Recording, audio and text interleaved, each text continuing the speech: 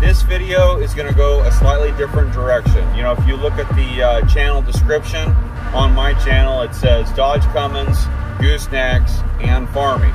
But there hasn't been much farming yet. This is going to be the first video. So if you like heavy equipment and you like agriculture and some badass equipment, at least my opinion anyway, stay tuned.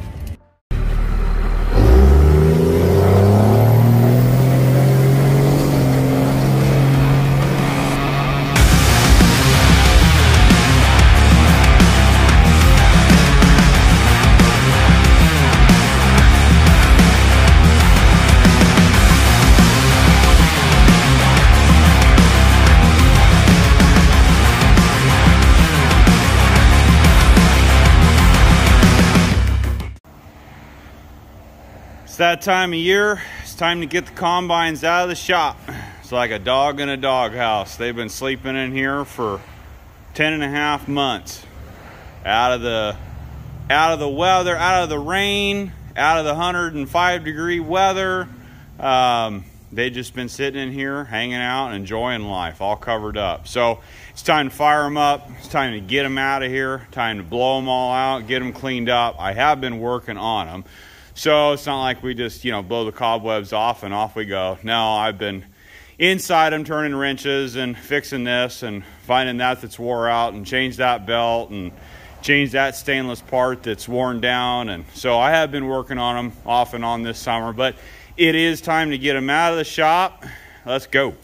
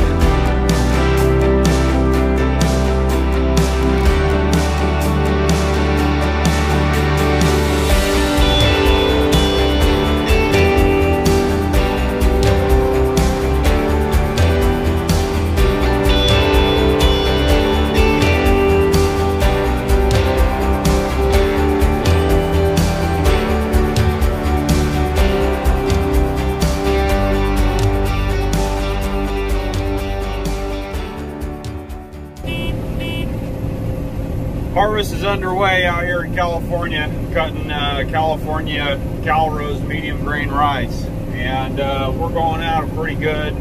Got about 60 truckloads to harvest this year. We're about, I think I'm doing load 26.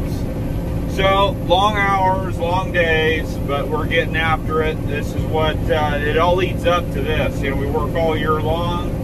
And you don't get paid for irrigating. You don't get paid for even working on your equipment. You don't get paid for tilling soil. You don't get paid for putting diesel in the tractor.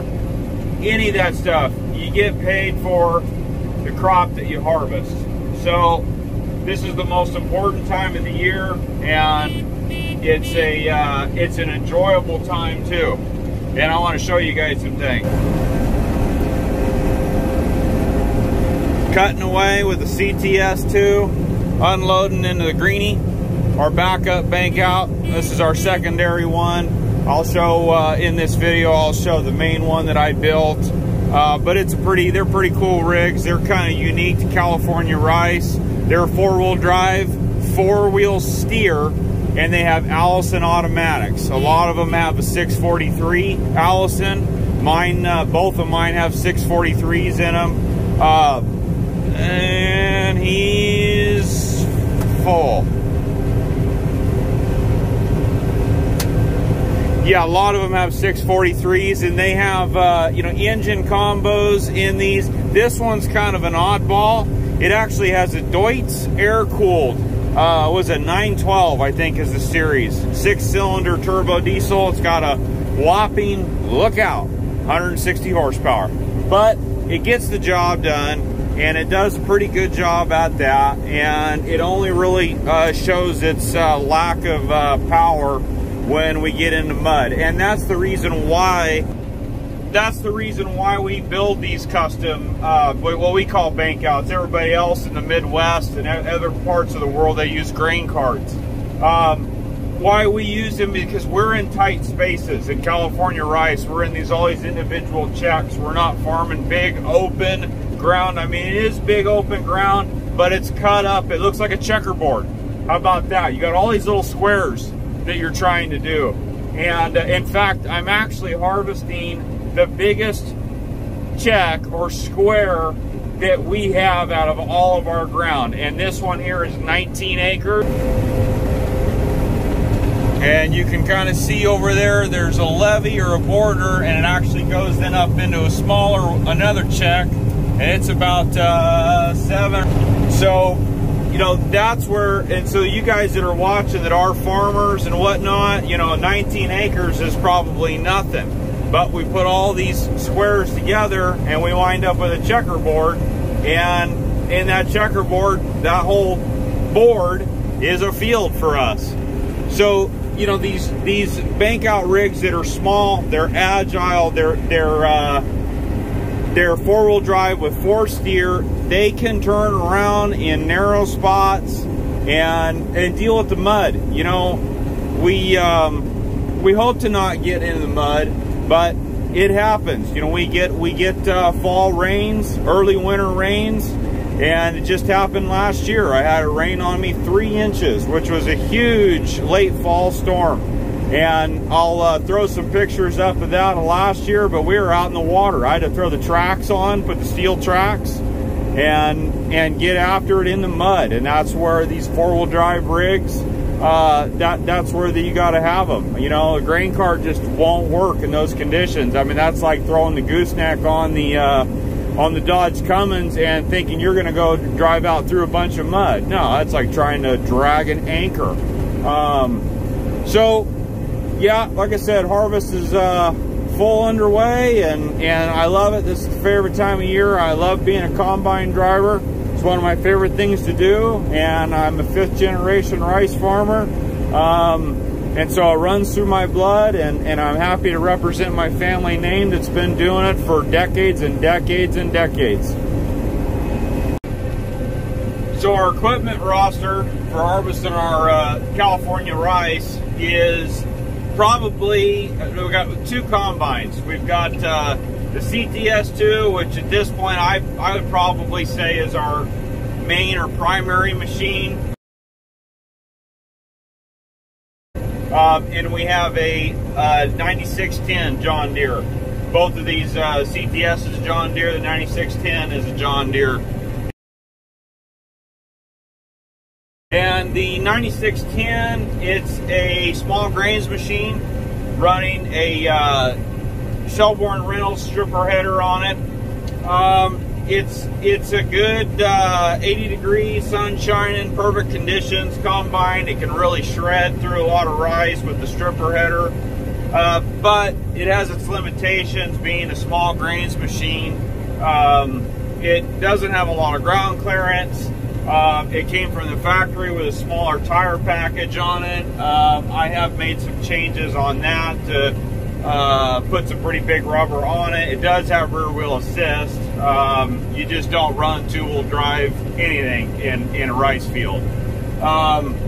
but it doesn't like tough conditions. And where the CTS2, the one that I'm currently in right now, running a Honeybee 21-foot draper header, this thing's an animal. I mean, this has been the Steadfast go-to setup in California rice for the last 25-30 years. Really, they started making these things in about 1991 or 2, somewhere in there.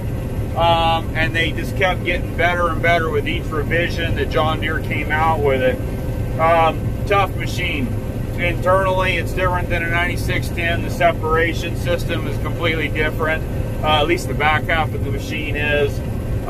It can't quite harvest as much rice in a day's time. The stripper header gives the advantage on the 9610, where it just pours grain into the machine. This machine's actually got to cut the plant off, bring it in, separate it.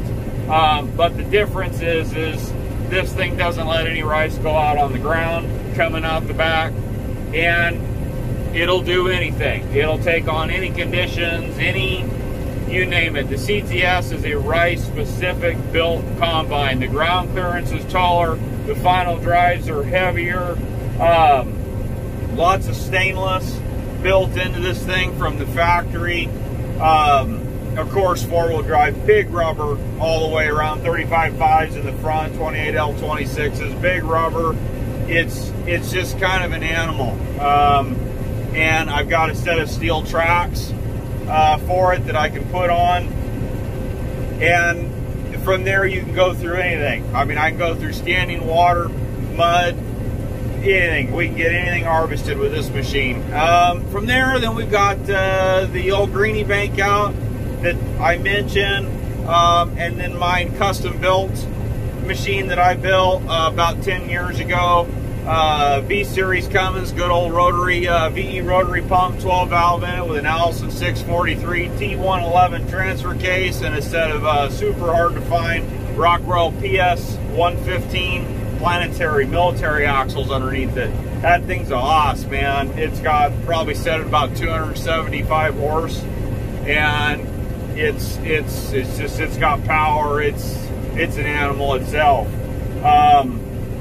And we've got our own trailers, got all our own grain trailers, Dunan and Titans. We've got a Freightliner to pull them. And we've got the dryer. We got our own dryer. And you guys in the Midwest that are watching, in Canada, different places, you guys always call them elevators. We call them the rice, we call them dryers, because we have dryers and everything, because we have to dry the rice. And but yeah, we're kind of a self-sustained operation. We've got all of it covered: trucking, harvesting, growing, irrigating, planting, and drying and storage, everything. So enough with the chit chat. It's time to move on to the footage that we've gathered this year and in some past harvests, and it's going to be a compilation of all that footage. I'm going to do in sections of harvesting, a little bit of mechanic stuff, service stuff, and then I'll also do a section of when we've had some bad weather and we've been in the mud and the nasty of that. So enjoy this compilation, and once again, as always, thank you for watching.